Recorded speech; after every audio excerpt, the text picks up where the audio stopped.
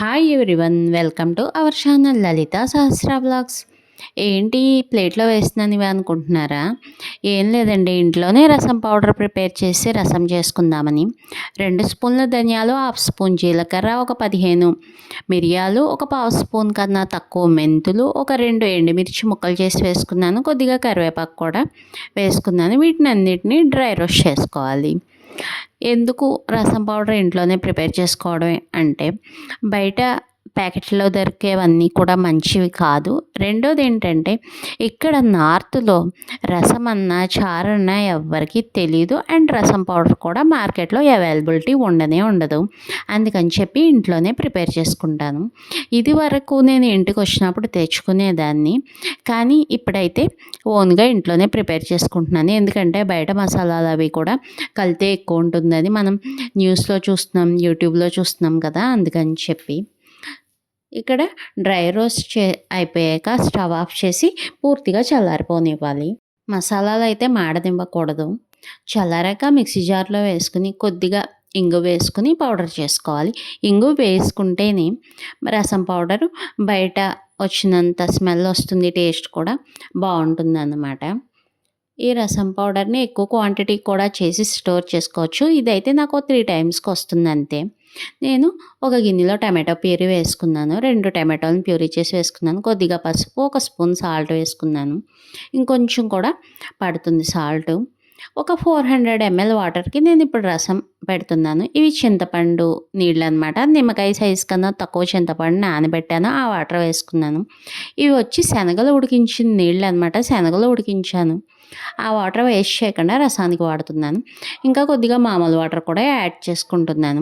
ఎప్పుడు కూడా రసానికి మామూలు వాటర్ కన్నా శనగలు ఉడికించినవి కానీ, పప్పు ఉడికించినవి కానీ తీసుకుంటే రసం చాలా బాగుంటుంది. కొద్దిగా బెల్లం పొడి వేసుకున్నాను. 2 పచ్చిమిర్చి ముక్కలు చేసి వేసుకున్నాను. కొద్దిగా కరివేపాకు కూడా వేసుకున్నాను. ఇవన్నీ వేసుకుని స్టవ్ మీద పెట్టి రసం బాగా మరిగించుకున్నాను. బాగా మరిగితేనే కదా రసం టేస్ట్ బాగుంటుంది.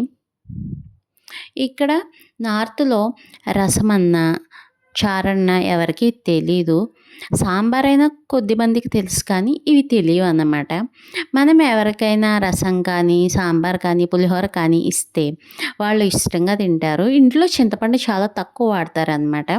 మళ్ళీ పానీపూరీలు బాగానే తింటారు.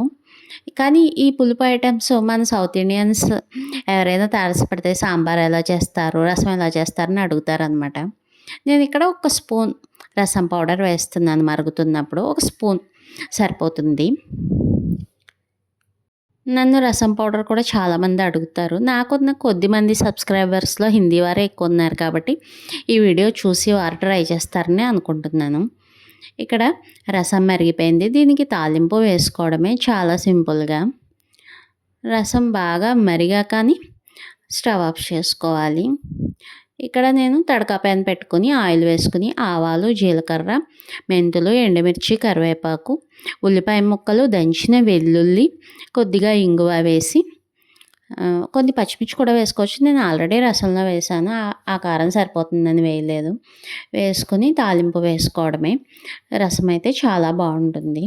చెప్పాను కదా, నార్త్లో పులుపు ఇంట్లో ఎక్కువగా వాడరని చెప్పి. కానీ చాలామంది లైక్ చేస్తారనమాట. మనం సౌత్ ఇండియన్స్ రసం అన్నా, సాంబార్ అన్నా వారు చాలా లైక్ చేస్తారు, అడుగుతారు ఇది ఎలా చేయాలి, అది ఎలా చేయాలని చెప్పి. ఈ తాలింపులో కొద్దిగా ఇంగు కూడా మళ్ళీ వేసుకోవాలి. ఆ ఇంగు స్మెల్లే రసానికి మరింత టేస్ట్, స్మెల్ వల్ల మరింత బాగుంటుందన్నమాట. అంతే, రసం రెడీ అయింది. వీడియో నచ్చినట్లయితే లైక్ చేయండి, షేర్ చేయండి, ఛానల్ని సబ్స్క్రైబ్ చేసుకోండి. Thank you. Follow for more videos. చాలామంది చూస్తున్నారు కానీ సబ్స్క్రైబ్ అయితే చేసుకోవట్లేదు. ప్లీజ్ సబ్స్క్రైబ్ చేసుకోండి.